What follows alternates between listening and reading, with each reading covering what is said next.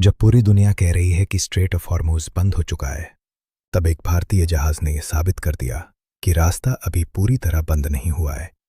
कल देर रात भारत का एलपीजी कैरियर शिवालिक दुनिया के सबसे खतरनाक समुद्री रास्तों में से एक को सुरक्षित पार करने में सफल रहा। लेकिन इस एक सफलता से भ्रम में मत रहिए। आज 14 मार्च 2026 तक गल्फ में 80% कमर्शियल शिपिंग रुक चुकी है।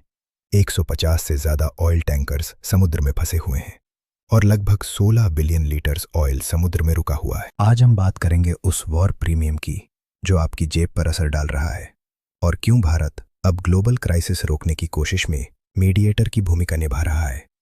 ये सिर्फ एक समुद्री रास्ता नहीं है, ये ग्लोबल इकोनॉमी की लाइफलाइन है। ऑपरेशन एपिक फ्यूरी अब एक नए खतरनाक चरण में प्रवेश कर चुका है।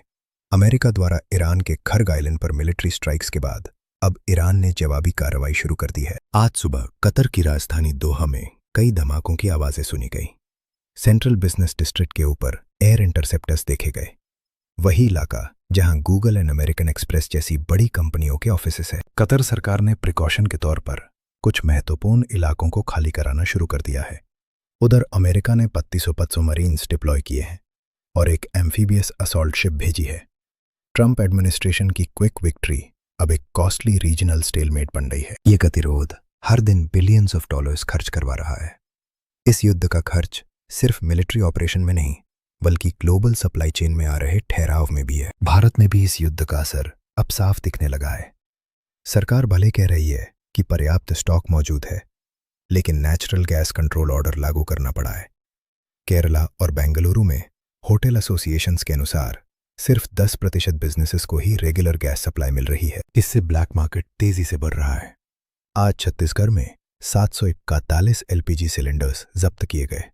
डिमांड और सप्लाई का ये अंतर आम नागरिक की रसोई तक पहुंच चुका है। अब सरकार डोमेस्टिक यूजर्स को कमर्शियल यूजर्स से ज्यादा प्रायोरिटी दे रही है।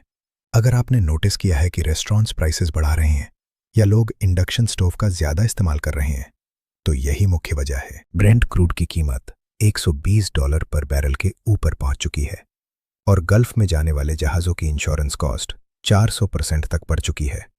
ये वॉर प्रीमियम आपकी हर खरीदारी को महंगा बना रहा है। भारत इस पूरे संकट में एक बेहद महत्वपूर्ण और मुश्किल पोजीशन में है।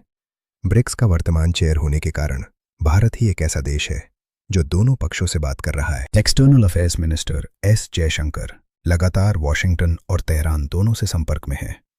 दिल्ली में ईरान के एनवॉय ने बयान दिया है कि भारत हमारा मित्र है और भारतीय जहाज़ों को सेफ पैसेज दिया जाएगा। लेकिन युद्ध के बीच ये वादे काफ़ी नहीं होते। गल्फ देशों में लगभग 1 करोड़ भारतीय रहते हैं। एमईए ने इंडिया में मौजूद फॉरेनर्स के वीज़ा को 30 डेज एक्सटेंड किया है ताकि रिटर्निंग एक्सपैट्स को सही तरीके से मैनेज किया जा सके। भारत अब एक शर्पा की तरह काम कर रहा है।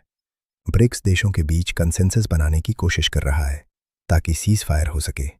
ये भारत की सॉफ्ट पावर और स्ट्रैटेजिक ऑटोनॉमी का सबसे बड़ा इम्तिहान है।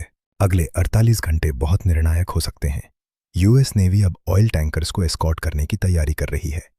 अगर एक यूएस डिस्ट्रॉयर और ईरानियन फास्ट बोट के बीच फायरिंग होती है तो सिचुएशन पूरी तरह एस्केलेट हो सकती है। फिलहाल सरकार की सलाह है, पैनिक में एलपीजी सिलेंडर बुकिंग मत कीजिए। सप्लाई मौजूद है लेकिन रूट्स लिमिटेड है।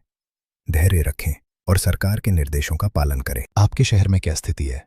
क्या एलपीजी प्राइसेस बढ़ रहे हैं? हमें कमेंट्स में बताएं। यह वैश्विक संकट गहरा है और हम हर अपडेट आप तक लाते रहेंगे। देखते रहिए ड्रेड फाइल्स।